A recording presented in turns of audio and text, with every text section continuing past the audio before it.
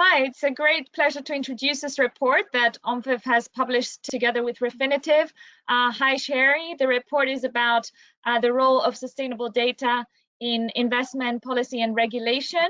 It's a very timely report. When we started thinking about this report, it was well before the COVID pandemic hit, but actually COVID has refocused attention of policymakers, regulators on the sustainability agenda. How do you think the pandemic will influence future demand for specific types of ESG data? And what do you think the role of financial policymakers and regulators should be in that journey?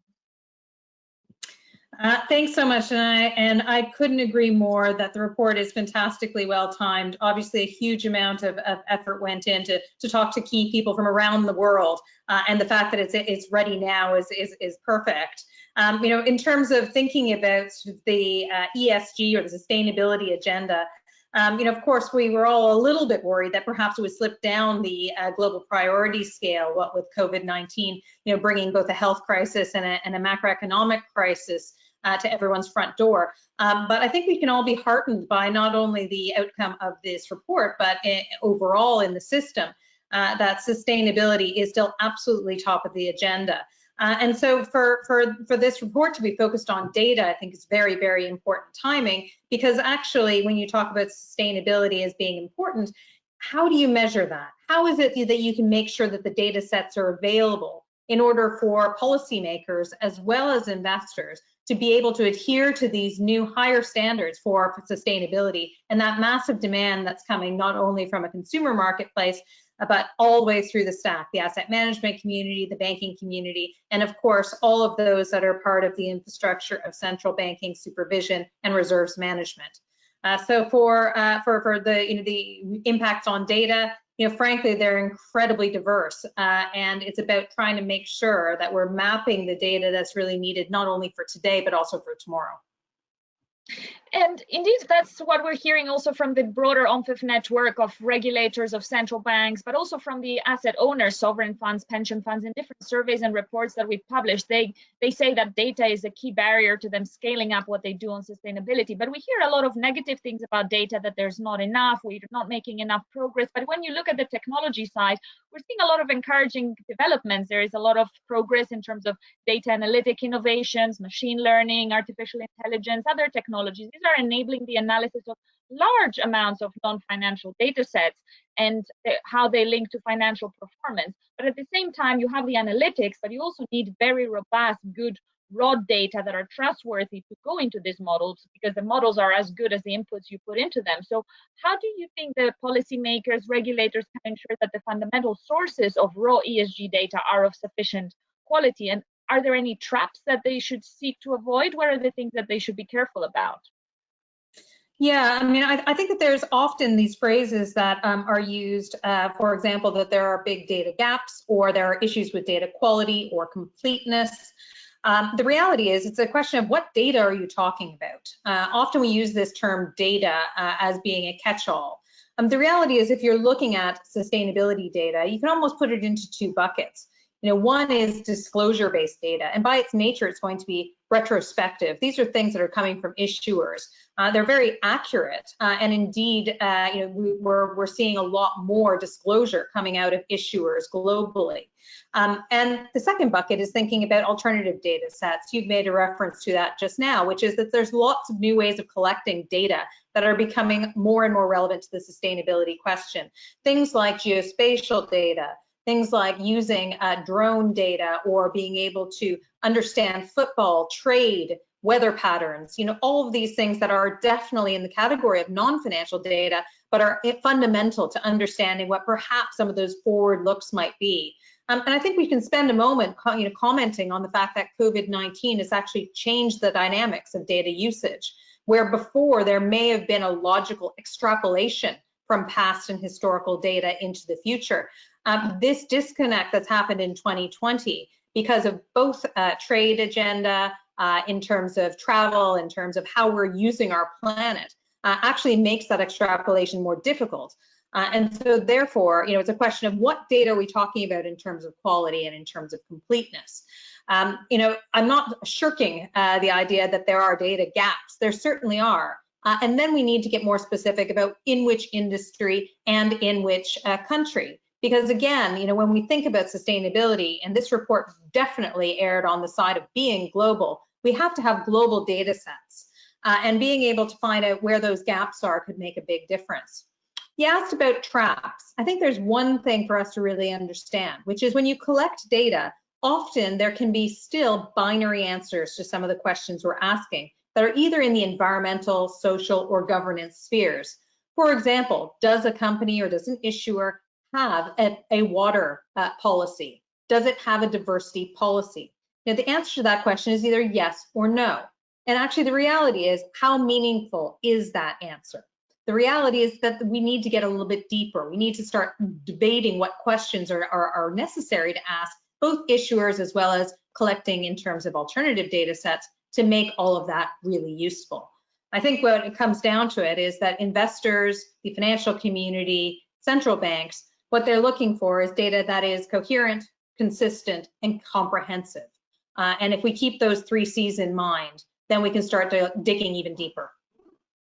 Great, I like that framework of the 3 C's. And as you say, we need the good data, but we also need to be able to use them in a good way, which brings me to my next question. Do we have the technical capacity, expertise to analyze the data? Investors, policymakers, we talk about data as a critical barrier for integrating ESG in supervision, in reserves management, in investment, as you said, but how is there a lack of competency, of technical skills to analyze data, integrate them into financial modeling, because financial models don't always have room for binary variables, as you said? And what do you think is the bigger bottleneck? What should we invest in? Should we make data more usable? Should we invest in people, in integrating scientists in different central banking and financial teams? What is the best way forward? Yeah, I think that this is a really important topic. I think it does come down to talent, and it comes down to making sure that actually both people as well as processes truly understand what outcomes and objectives they're aiming for, and therefore what inputs they need. So what data sets are going to be fundamentally material for them.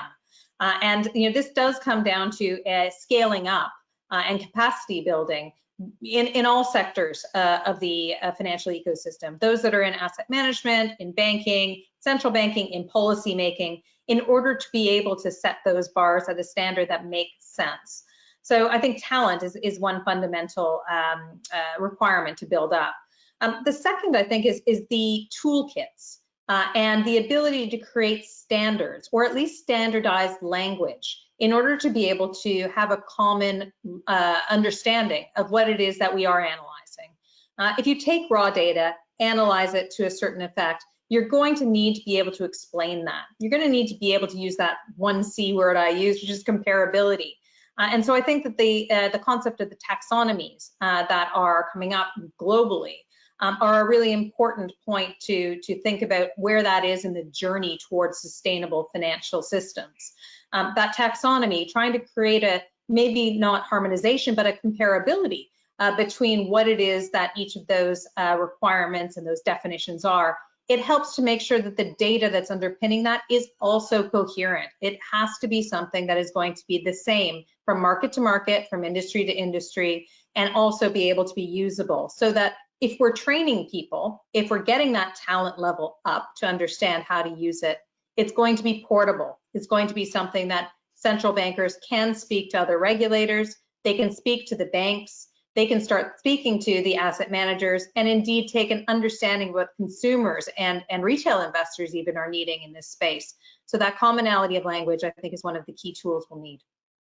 And speaking of language, we've so far been speaking about sustainability more broadly and data about sustainable investment, policy, regulation, but the biggest progress that we've seen so far has been on the climate change side, on the environmental part of ESG. You spoke about taxonomies. We have a taxonomy on the green side that the EU is developing, but what we're seeing now is also that the landscape for ESG investment and supervision is growing beyond this initial focus on climate change, where we've seen still in development tools such as climate stress tests and other scenario analysis, microprudential regulations, and so on. But we're now seeing new issues such as biodiversity, nature loss. They're coming into the forefront as well. And the S side, the social side, also due to the pandemic, is also becoming very important for a lot of these institutions. There are plans to launch an equivalent TCFD for nature And do you think that there is a risk that the financial community may be stretching itself too much, perhaps, given that we are already struggling to find data for the climate side where we've made the most progress? How quickly can the data landscape and the framework be developed to match these needs of going beyond climate, do you think? I think we're already beyond climate, Danae. I don't think there's something that says, well, we need to get ready for the next phase. And I think that, again, this has been accelerated by the pandemic and the response to the pandemic globally. The idea that you can separate the E from the S is becoming increasingly unsupported. If you get the environmental factors wrong, you're going to have social issues that come up. That is starting to become very, very intrinsically linked. And we've got some examples of that. So in Europe, when you think about the recovery funds that are being planned and soon to be deployed next year, and we had some early announcements from France in terms of some of their plans, they are all coming with a very high percentage that are being dedicated to, quote, green projects, but also the use of sustainable projects. And sustainable and green are starting to become interlinked. And in fact, is starting to think about a just recovery. And that just and good and social element is becoming more and more important. Don't get me wrong, this causes even more problems for a data vendor.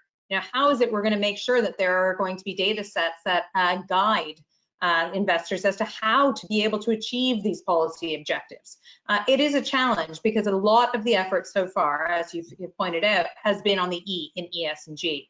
But there are a lot of good metrics already in the marketplace, and there's a lot of work being done in terms of being able to capture some of the social metrics that can be used, and also making sure that the G isn't being left behind, because that governance piece is going to be fundamental in terms of the resilience of some of these investments going forward.